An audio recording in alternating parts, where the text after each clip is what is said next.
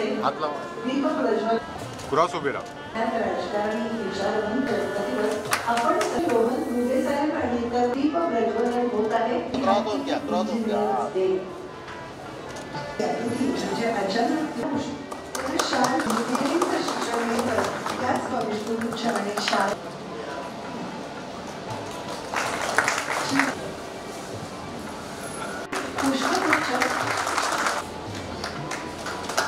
पुष्पगुच्छ देऊन त्यांचा पाठिंबा झाला आणि शाल देऊन यानंतर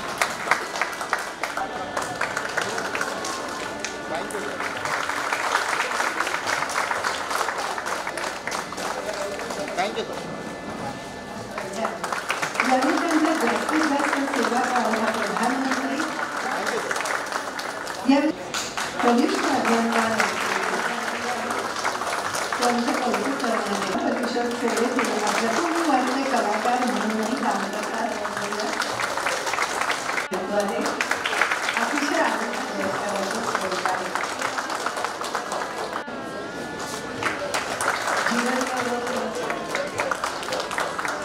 येणारे सर्व ज्यांचे पुरस्कार पुरुष असेल पुरस्काराचं स्वरूप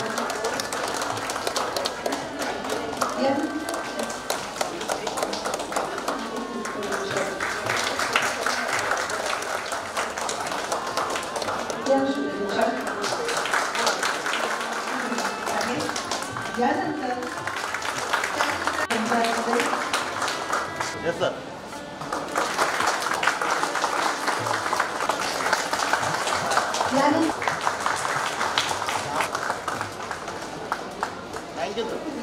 केंद्रावर गेली 25 वर्ष मी बातम्या देते आहे आणि आपल्याला शक्य असेल तर आपण उद्याच संध्याकाळी 7च्या बातम्या रात्री 9:30च्या बातम्यांमध्ये आपण मला पाहू शकता. धन्यवाद. पदोन्नतीबद्दल गाडकर गौरव पांडुरंग शिंदे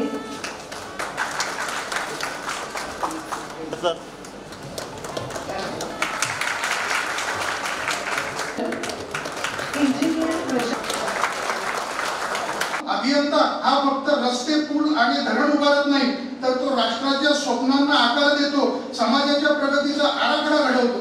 अभियंता दिन हा अभियंत्यांच्या समाजातील अमूल्य असा योगदानाची दखल घेणारा उत्सव आहे आणि अभियंत्यांच्या अथक प्रयत्नांना आणि कल्पनांना मान्यता देण्याचा हा दिवस आहे. आपण काम करत असताना अधिकारी आहोत, इंजिनियर आहोत, बेसिकली इंजिनियर. आपले कर्तव्य आणि आपले सचोटी आणि आपला पेश आहे हा विचारात घेऊनच आपण काम करायला पाहिजे. की आपल्याकडे गेल्या 40-50 वर्षांमध्ये आपण जसं पूर्वी आपल्याकडे आजही संस्था आहेत IIT सारख्या किंवा इतर इन्स्टिट्यूट्स आहेत त्या जे इंजिनिअरिंगमध्ये आपल्या माइलस्टोन्स आहेत जगभर नावाजलेल्या ह्या संस्था आहेत. आपल्या इंजिनियर्सला जगभर फार मागणी आहे. त्याचं कारण काय की आपल्या इंजिनियर्सचं जे अप्लाइड नॉलेज आहे याच्यामध्ये किंवा आपलं जे टेक्निकल नॉलेज आहे थेरॉटिकल नॉलेज आहे त्याच्यामध्ये आपण भारतीय लोक हे इंजिनिअरिंग मध्ये फार चांगले आहोत किंबहुना आपण जगाच्या पुढे आहोत. महाराष्ट्रात अव्वल ठरलेले आपले मुख्य कार्यकारी अधिकारी आणि समारंभाचे अध्यक्ष माननीय श्री रोहन मुगे साहेबांचे विचार आता आपण ऐकणार आहोत. आपण सारेजण माननीय मुगे साहेब यांची कामाची पद्धत जाणतो. माननीय मुख्यमंत्री देवेंद्र फडणवीस साहेबांनी हाती घेतलेल्या 100 दिवसांच्या कार्यालयीन सुधारणा कार्यक्रमात सर्वात उत्तम मुख्य कार्यकारी अधिकारी म्हणून माननीय श्री मुगे साहेबांची निवड झाली. आपल्या सगळ्यांना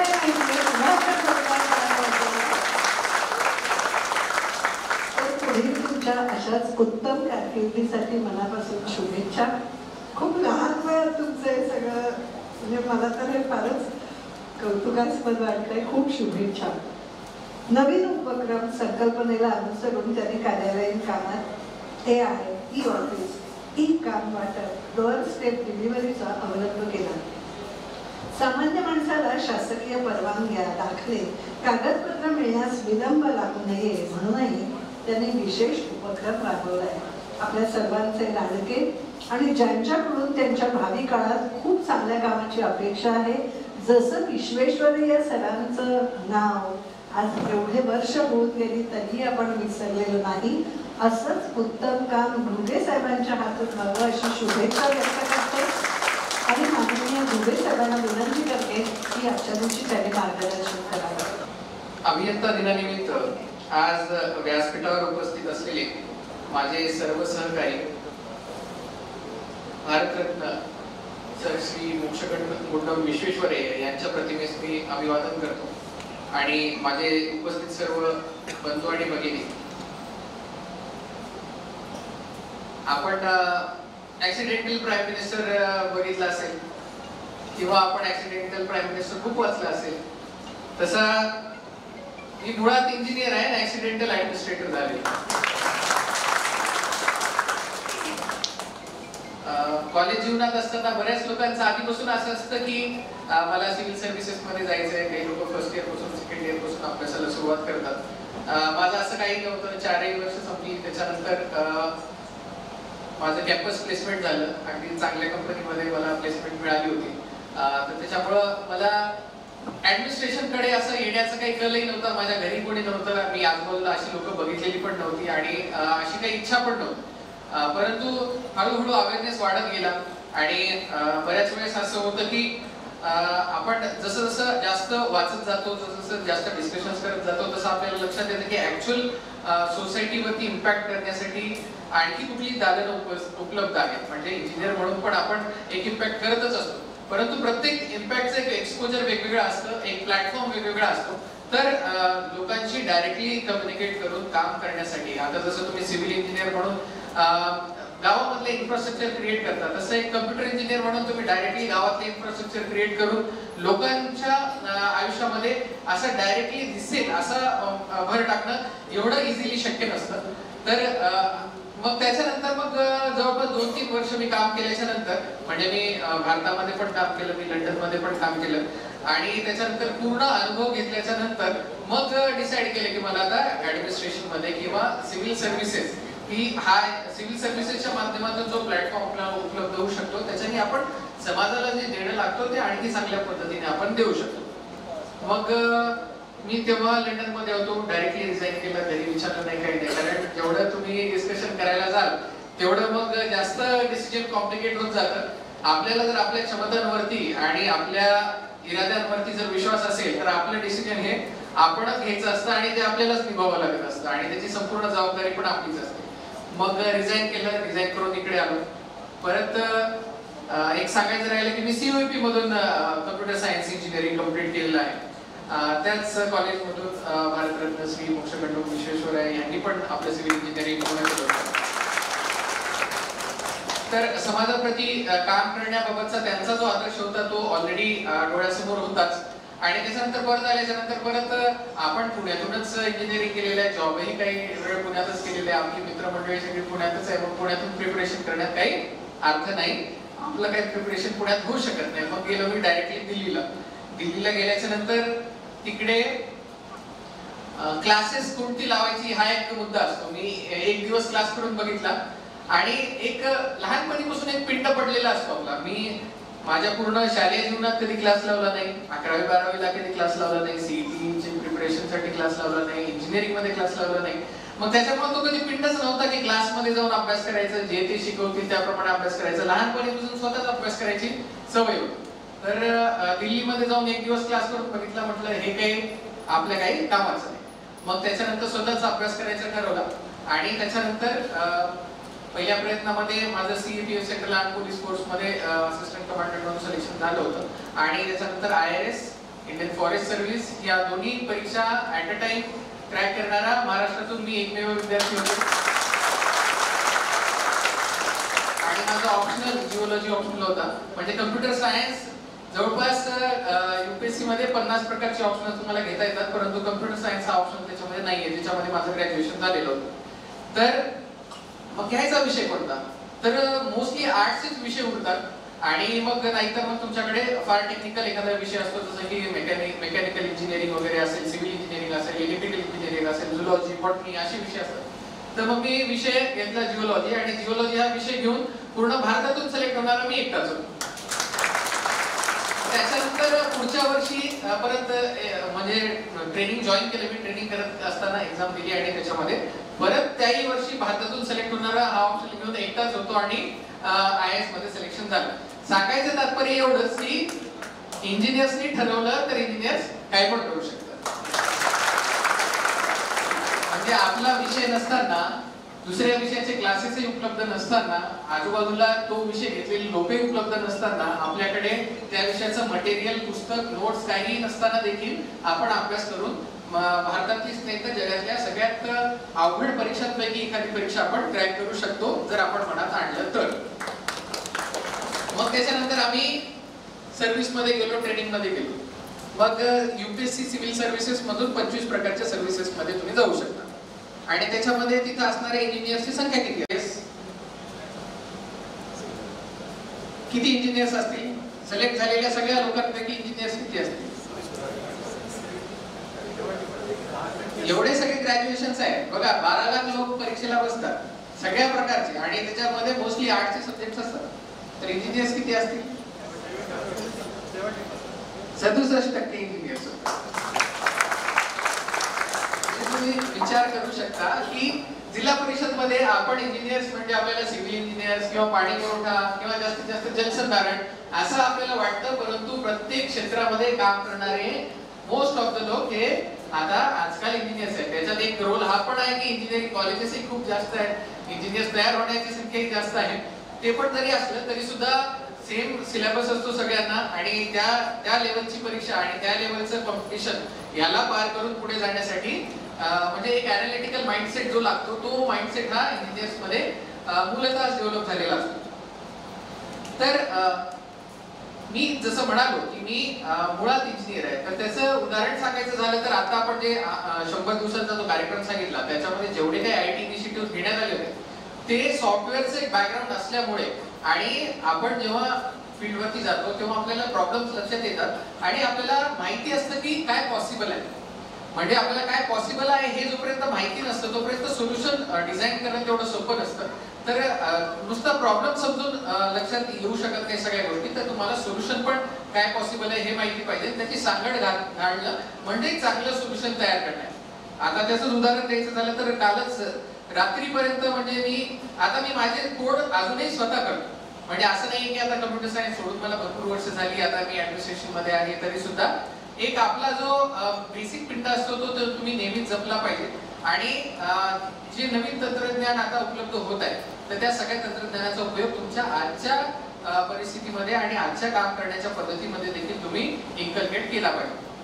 आता मासरकर साहेबांनी भरपूर साऱ्या समस्या सांगितल्या, परंतु त्यांनी चुकीचं व्यासपीठ निवडलं. त्यांनी एकदा जरी माझ्याकडे येऊन या समस्या मांडल्या असत्या तर मी तुम्हाला गॅरंटी देतो या समस्या आजपर्यंत अनुत्तरित राहिल्याच नसत्या.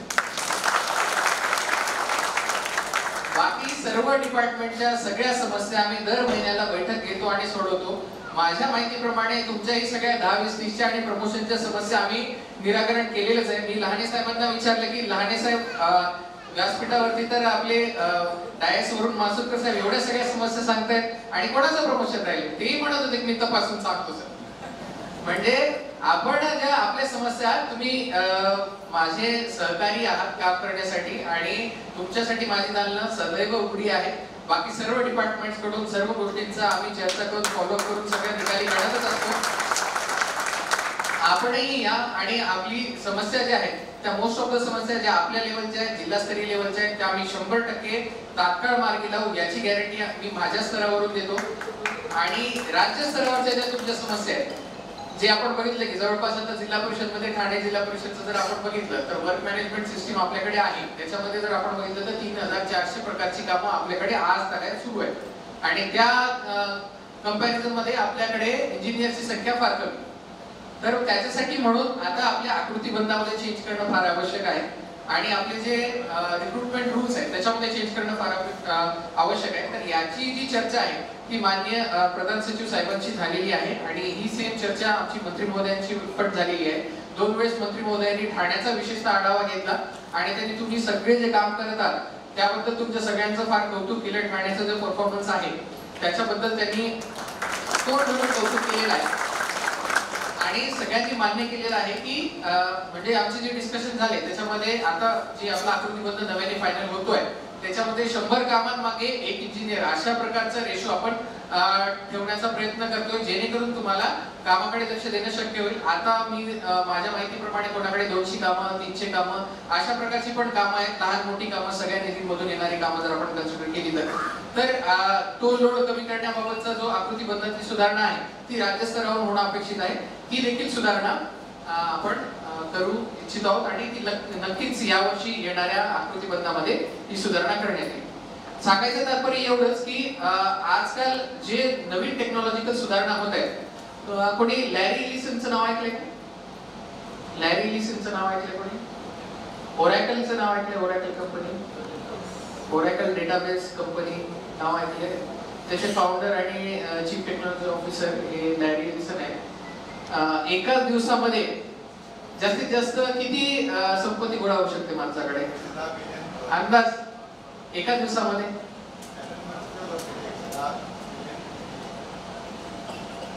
1 बिलियन म्हणजे किती?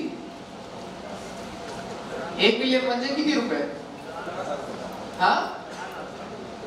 1 billion, not billion, 1 billion dollars. 1 billion dollars म्हणजे किती रुपये? 1 डॉलर म्हणजे किती रुपये? किती? 85 रुपये. तर मग 1 बिलियन डॉलर्स म्हणजे 8,500 कोटी रुपये. आणि 100 बिलियन डॉलर म्हणजे किती?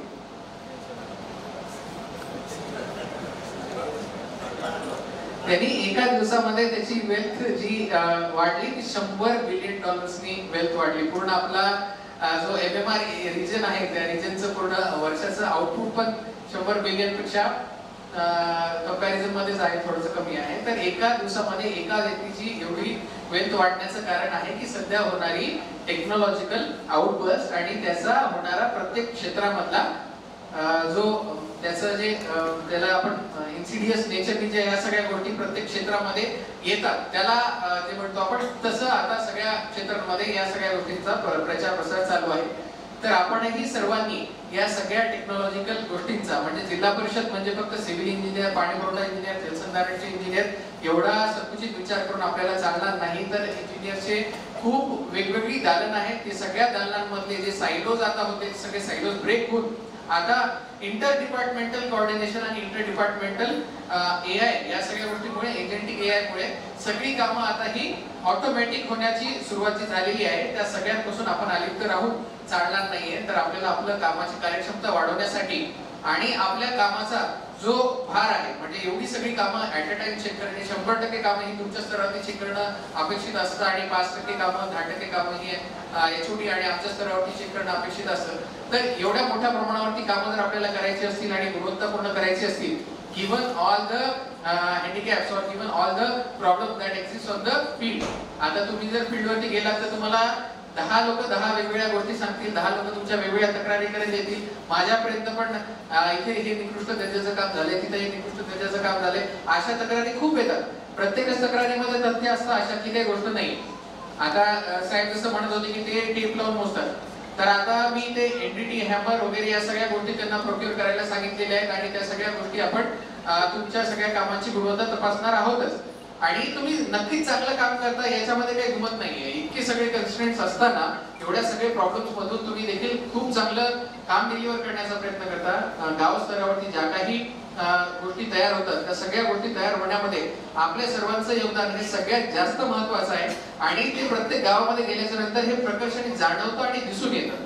तर अशा प्रकारचं चांगलं काम आपण करत असणार, परंतु अगदी छोट्या छोट्या गोष्टींसाठी, छोट्या छोट्या तक्रारींसाठी कुठेतरी आपल्या कामाला गालबोट लागू नये आणि एकूणच आपल्या सर्वांची प्रतिमा, आपल्या डिपार्टमेंटची प्रतिमा, आपल्या इंजिनिअरिंग डिग्रीची प्रतिमा डागाळली जाऊ नये याच्यासाठी प्रयत्न करणं फार आवश्यक आहे. आणि त्याच्यासाठी वेगवेगळी जी आता टेक्नॉलॉजिकल डेव्हलपमेंट्स आपल्याकडे होत आहेत त्या सगळ्या डेव्हलपमेंट्सचा उपयोग आपण केला पाहिजे. AI चा मोठ्या प्रमाणावरती उपयोग केला पाहिजे.